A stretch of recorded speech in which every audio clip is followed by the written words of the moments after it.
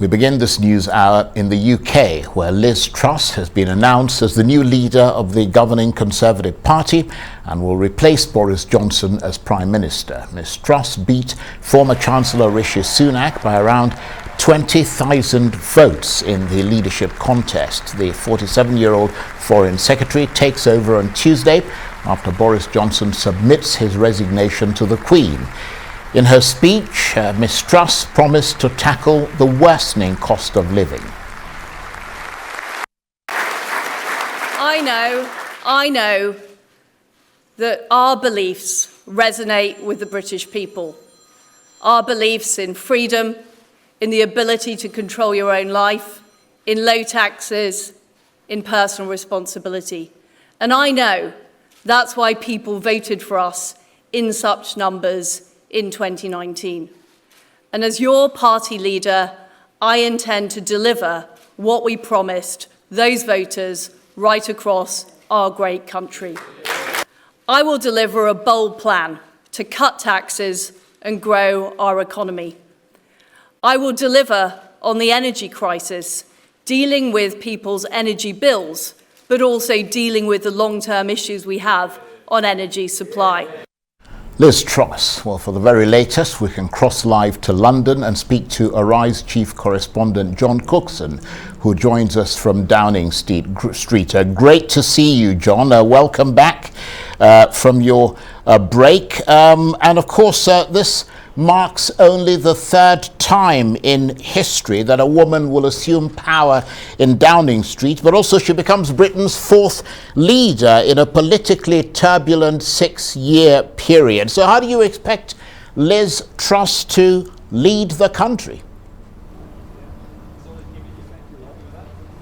I think it's early days, Charles, but she's only just been made Conservative Party leader, and of course she doesn't become Prime Minister technically until tomorrow. You're right, she's Britain's third female leader. There are countries which exceed that, in fact. I believe Switzerland had at least 5 female leaders, Prime Ministers that is, Finland 3, but still for a major country like Britain in the G7, it is a major achievement for womankind, if you like, to have a third British female Prime Minister, the 56th Prime Minister. I think we're getting all through the facts now. And just to finish it off, she's the 15th Prime Minister for the Queen. But look, she's got a gargantuan task ahead. Her critics say that she may not be up to the job, that she's too lightweight, doesn't pay attention to detail. But the tasks facing her are absolutely huge, and pundits are saying it's almost like the time that Sir Winston Churchill took office in 1940. He faced a massive task. We're not at war, of course, but Liz Truss, as far as the economy is concerned, is almost facing meltdown at the moment. The pound sliding against the dollar and the euro, and of course we have the cost of living crisis and inflation to deal with. So a huge, horrible in-tray for Liz Truss when she takes office tomorrow as Prime Minister. She'll fly back from Balmoral, having seen the Queen, and give a speech. Weather permitting, it's due to rain heavily tomorrow, on the steps of Downing Street at 4 p.m. That's 4 p.m. London time, 4 p.m. Nigeria time, inside if it's wet. But I think it's too early to really assess how she's going to deal with things. We just have to wait and see until she gets her feet under the table and starts pushing ahead with plans. Charles.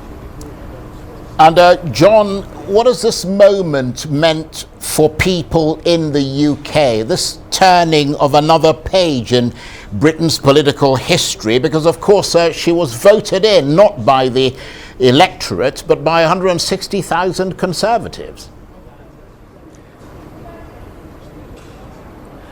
You're absolutely right. We heard for the first time today, because it was a secret before, that there are 172,437 Conservative Party members. They voted in Liz Truss today, and it was by no means a thumping majority. She got 57% of the vote compared with 43 For Rishi Sunak, another example of how the party is divided and how this will not help her push her policies through, because the party clearly is still very divided, and one of the first tasks among the myriad of tasks that she's got to do is to try to unite the party, and it will be a very interesting speech that she makes here tomorrow to try to pull everything together, to give hope to the country, and also to pull the party together, because it's still extremely divided. There were reports this morning in Labour supporting newspapers that already there are MPs in the party prepared to sign letters of no confidence in Liz Truss. That was even before she's taken office as Prime Minister. So again, I don't want to repeat myself, but she has got a massive task ahead. Whether she's up to it, we don't know yet. Well, it certainly sounds like it, John. And would that bringing the party together start with her cabinet? I mean, you know, you've got the likes of Kemi Badenoch, for example, on the right of the party. You've got the likes of Tom Tugundat, who's more on the left of the party, and perhaps even Rishi Sunak. Should there be a place for people like that as she tries to unite the party? I'm glad you mentioned Kemi. I've been watching out for her, and in all the tipsters and the pundits giving ideas as to who will be in the cabinet. And Kemi Badenoch, of course, born in Wimbledon but from Nigerian heritage. She had her formative years in Nigeria. I haven't seen her down for a cabinet post yet, or tipped as having one. She, of course, is a former Equalities Minister, but I feel sure that there could be a government post for her. James Cleverly tipped as the Foreign Secretary, the first non-white Foreign Secretary in British history. Suella Braverman, currently Attorney General, tipped as Home Secretary, Priti Patel getting the sack from that job, and Jacob Rees-Mogg tipped as Business Secretary. But all those people, apart from Kemi, Truss supporters, and there is a danger here of Truss bringing in her supporters into cabinet and not bringing in those who are on the other side of the party. You're right to say that Truss is on the right-hand side, but the left and left of centre of the party, they should be, one would think, in cabinet. But at the moment, as far as the pundits are concerned, and they pick up tips around Westminster, none of them at the moment are set for a cabinet post. But we'll have to wait and see. Cabinet positions announced sometime tomorrow night. And John, just obviously Britain out of the European Union, but still a part of Europe and still in negotiations with the EU. How is this being seen in Europe, in Brussels?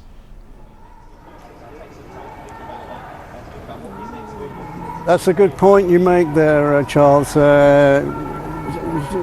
Liz Truss is seen very much as a political chameleon, and until recent years she was very pro-Europe, but now she's pro-Brexit with a turncoat zeal, as it were, and of course that resonates in Europe. President Macron of France, saying today that he wishes her well. This follows, of course, her comments earlier last week, saying that she didn't know whether he was friend or foe.